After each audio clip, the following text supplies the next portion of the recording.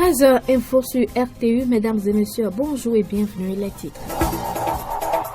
Accident de circulation au carrefour d'Ako hier mardi. Un gros porteur transportant des balles de coton en excès de vitesse s'est renversé. Des blessés sont enregistrés. Nouvelle perspective pour la viabilité des entreprises de presse et promotion d'une presse libre, professionnelle, autonome et responsable. À suivre dans cette édition, les précisions sur les résolutions et recommandations issues de la table ronde. Audience au cabinet du président de la République. Patrice Talon a reçu l'ancien ministre ivoirien François Albert Amichia, porteur de message du président Alassane Ouattara. D'autres informations viendront meubler cette édition du journal parlé sur RTU. Oscar Centremille Sagwadja assure la partie technique. Au micro, Nathalie Alochekpa. Bienvenue à tous.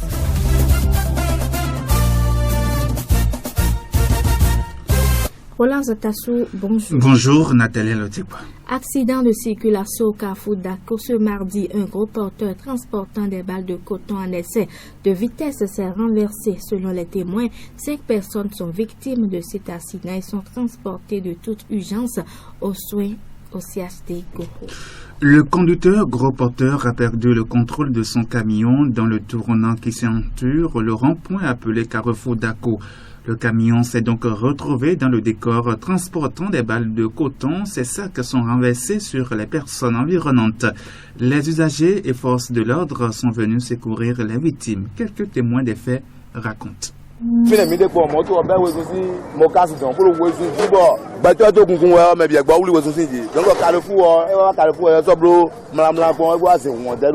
Le camion était en excès de vitesse et à voir le danger de loin, chacun a pris sa direction. Arrivé au niveau du carrefour, le camion s'est renversé. Il se trouvait un motocycliste et des commerçants qui, après l'accident, nous étions obligés de déchirer la bâche du camion qui a chargé des balles de coton afin de sauver les victimes de cet accident qui sont transportées de toute urgence à l'hôpital. Nous prions Dieu pour que les victimes retrouvent leur santé, que les autorités sensibilisent davantage avec que les commerçants ou usagers libèrent les abords de voies.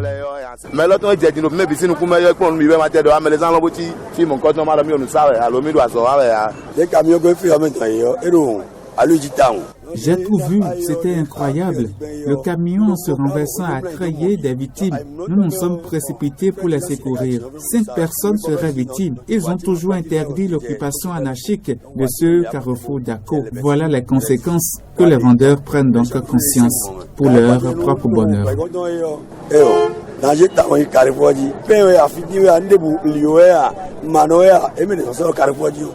Des victimes transportées de toute urgence au CHD Goro seraient hors de danger. Nicolas Ponton, chef village Patalokoli, précise.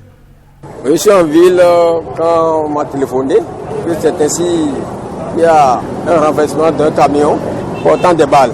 Rapidement, je suis arrivé et on a évacué 5 personnes à Goro. Mais pour le moment, ça va pour la santé.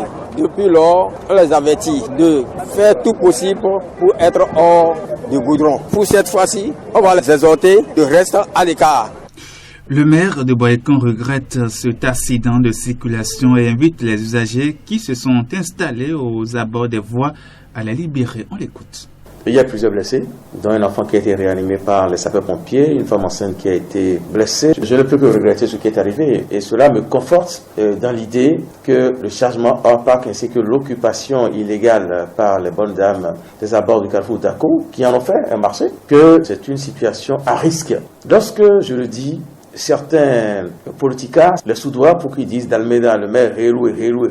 Vous voyez maintenant ce qui s'est passé? Supposons qu'ils étaient décédés. Est-ce que ceux qui seront morts, est-ce que ces politicards iront au paradis ou aux enfers avec eux? C'est pour cela qu'il est important de rappeler qu'on ne peut pas toujours s'en remettre au bon Dieu. On ne peut pas être aux abords de voies fréquentés par les gros porteurs venus du Niger, venus du Burkina Faso, venus de l'Interland et se dire toujours que tout se passera bien. Tout ça arrive un jour, on dit c'est Dieu qui a voulu. Non, Dieu ne veut rien du tout. C'est nous, les hommes, qui ne prenons pas les précautions qu'il faut pour nous préserver de ce genre de situation. Regardez vous-même. C'est Dieu merci que ce camion n'est pas allé plus loin de 3 mètres. Il serait allé plus de 3 ou 4 mètres, que cette fois-ci, il aurait basculé dans le marché. Dieu merci également que ça s'est passé plus ou moins en plein jour. Imaginez que c'était la nuit tombée, là où les femmes se rapprochent de la voie. Imaginez aujourd'hui ce qu'on sera en train de déployer. Lorsqu'on vous dit de ne plus occuper les abords de voie, sachez que c'est d'abord pour votre sécurité. Je ne peux pas accepter que mes populations qui m'ont élu soient en danger. C'est pour ça que je les prie de me comprendre, pour vivre.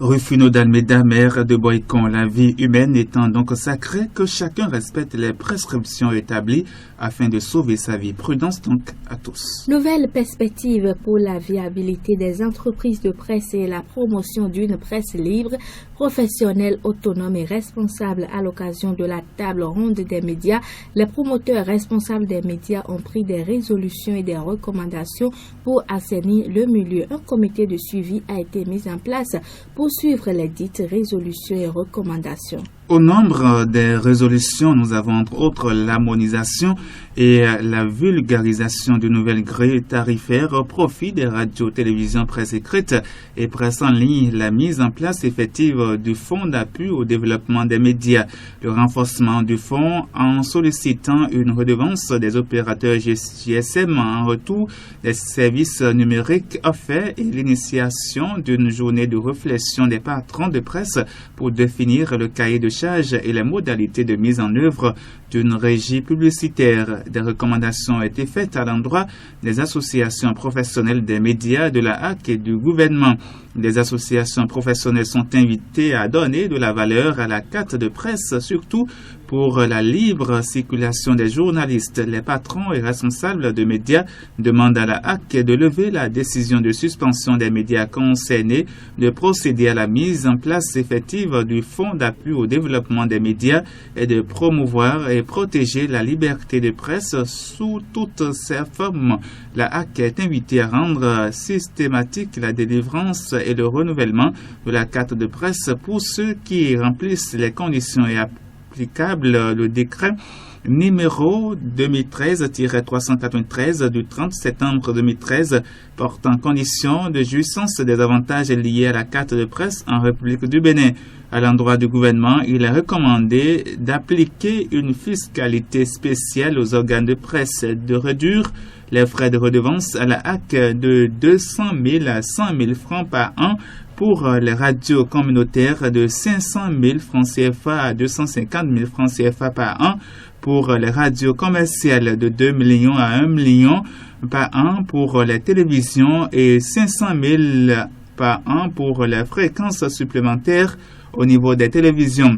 Déshonorer les organes de presse des droits de douane pour les matériels de production et de diffusion, de promouvoir des aides indirectes à la presse privée à partir des contrats d'abonnement et de publicité, de prévoir une dotation spéciale à la presse privée au même titre que la presse du service public dans le cadre des programmes nationaux d'action sociale et électorale. Interdiction des sorties pédagogiques, excursions et activités culturelles dans les collèges publics et privés. Dans la décision du ministère de l'enseignement secondaire, il est déploré que les sorties pédagogiques et les excursions s'organisent sur fond de pratiques amorales, immorales, traumatisantes et parfois abus mercantiles, des pratiques qui, selon le ministère, ont tendance à ruiner les parents d'élèves, à compromettre la sécurité et la santé des enfants, surtout en cette période de pandémie de coronavirus. Meilleure destination éthique post-pandémique 2021, le Bénin figure parmi le top 10 mondial. C'est l'agence Ethical Traveler qui a publié la liste. L'agence enquête sur les pays en développement dans le monde, depuis l'Afghanistan au Zimbabwe, en se concentrant sur 4 catégories générales que sont la protection de l'environnement, le bien-être social, les droits de l'homme et le bien-être animal. Mais en raison du coronavirus et de son influence sur les voyages et les voyages internationaux, l'agence a choisi d'étudier comment les pays ont géré la pandémie et comment cette maladie a eu un impact sur l'industrie de voyage et du tourisme. L'agence a aussi cherché à savoir si les initiatives et des possibilités positives se dégagent de cette crise. Pour cela, cet organisme a consulté diverses sources, y compris des rapports d'institutions internationales et d'autres ONG, de ressources nationales gouvernementales et de médias autant locaux qu'internationaux. L'objectif est d'encourager les comportements qui contribuent à créer un monde plus sûr et plus durable grâce au voyage en dehors du Bénin, les pays du top 10 des meilleures destinations éthiques post-pandémiques sont Belize, Cap-Vert, Costa Rica, Équateur, Jamaïque, Mongolie, Népal, Gambie et Uruguay. Audience au cabinet du président de la République hier mardi. Patrice Talon a reçu l'ancien ministre ivoirien François Albert Amichia, porteur de message du président ivoirien Alassane Ouattara. Les échanges ont porté sur l'élection prochaine du président de la Confédération africaine de football CAF, qui représente une opportunité pour les chefs d'État de la sous-région qui souhaitent que cette présidence vienne en Afrique de l'Ouest. Il était aussi question pour l'envoyé spécial du chef de l'État ivoirien de recueillir les conseils et autres recommandations auprès du président béninois afin que l'Afrique de l'Ouest parte solidaire et unie à cette élection. Écoutons François Albert Amichia, porteur d'un message du président ivoirien à sa sortie d'audience. L'actualité sportive du moment, tout le monde la connaît, c'est la prochaine élection du président de la Confédération africaine de football. L'Afrique de l'Ouest espère conquérir la présidence de cette grande institution du football africain et espère aller de manière unie. Et nous connaissons tous la passion du président Patrice Talon pour le football, sa connaissance du milieu du football africain. Son aîné, le président Alassane Ouattara, nous a dépêchés auprès de lui pour prendre des conseils et ses recommandations afin que l'Afrique de l'Ouest parte solidaire, unie à cette élection. Je dois affirmer que j'ai été agréablement surpris par la connaissance du monde du football par le président Patrice Talon. Il nous a développé la politique qu'il est en train de mettre en œuvre ici et il nous a fait part de recommandations que nous allons traduire à notre ministre des Sports, à notre Premier ministre et au président Alassane Ouattara afin que le 12 mars soit une date historique pour le football ouest-africain. 2236 jeunes en formation pour devenir des élites sportives. C'est le ministère des Sports qui a initié le dit projet à travers l'Office béninois du sport scolaire et universitaire. Pour la mise en œuvre de ce projet, une formation des jeunes arbitres, jeunes secouristes, jeunes reporters sportifs et jeunes coachs se déroule sur l'ensemble du territoire national. Le top de la formation des jeunes arbitres, jeunes secouristes, jeunes reporters sportifs et jeunes coachs a été donné ce mardi au CG Sainte-Rita par NS Guillaume Sossou, directeur de cabinet du ministre Oswaldo Meki, en présence du directeur général de l'Office béninois du sport scolaire et universitaire Donald Alexis Akakpo. Dans ses propos, le directeur général de l'Office béninois du sport scolaire et universitaire a rappelé qu'il s'agit d'un projet qui est d'une importance capitale pour le gouvernement. C'est pourquoi Donald Alexis Akakpo a exhorté les jeunes à accorder une attention particulière aux modules qui seront déroulés. Donald Alexis Akakpo. Vous aurez des évaluations et de ces évaluations sortiront des jeunes qu'on va envoyer sur des compétitions au plan international. Non seulement les challenges officiels, mais également pour arbitrer, pour officier au niveau des compétitions africaines et internationales. Procédant à l'ouverture de la formation NS, Guillaume Sossou, représentant le ministre des Sports, a rappelé que le chef de l'État a placé le sport au rang des priorités du développement. Je cite, depuis 2016, le Bénin a compris qu'avec le sport, on peut développer. Fin de citation, plutôt, a indiqué NS Guillaume Sossou. C'est ainsi qu'au-delà de la pratique sportive directe, le gouvernement agit pour que les métiers du sport accompagnent le mouvement de développement du sport béninois. Il a également invité les participants à une oreille attentive au cours de cette formation qui prendra fin le vendredi prochain. Au Niger, Bazoum est élu président à 55,75% du suffrage. C'est ce qui ressort des résultats publiés ce mardi par la Commission électorale nationale indépendante CENI. Le candidat du parti au pouvoir remporte le second tour de la présidentielle. Le principal challenger de Mohamed Bazoum, l'ancien président Mahaman Ousmane, a recueilli 44,25% des suffrages. Mais il faut signaler que ces résultats sont provisoires et doivent être soumis à l'analyse de la Cour constitutionnelle, selon le président de la CENI du Niger. À présent, la minute de Covid avec nos confrères de BBC.